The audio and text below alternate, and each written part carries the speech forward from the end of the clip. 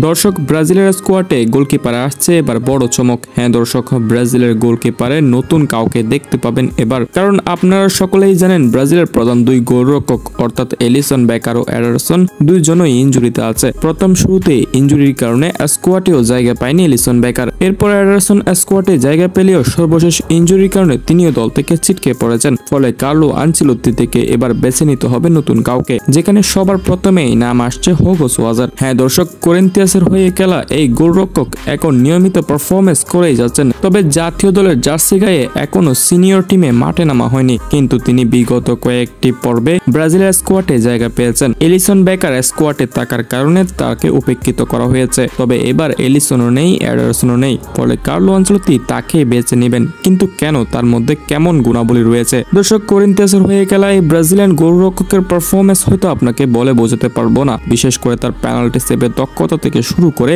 Long jump, এমনকি অনেক ম্যাচেও তিনি ক্লিন শিট রেখেছেন। বিশেষ করে তার উচ্চতা অনেক বেশি, ফলে অনেক দূর থেকে বল সেভ দিতে পারেন। ফলে এবারের একাদশে আপনারা হয়তো হুগো সুয়ারেজকেই দেখবেন এবং তার স্বপ্ন পূরণ হবে ব্রাজিলের হয়ে খেলার। দর্শক, আপনাদের কি মনে হয়, হুগো সুয়ারেজ এবার ব্রাজিল দলে দুর্দান্ত খেলতে পারবে? আপনাদের মন্তব্য জানাতে পারেন আমাদের কমেন্ট সেকশনে।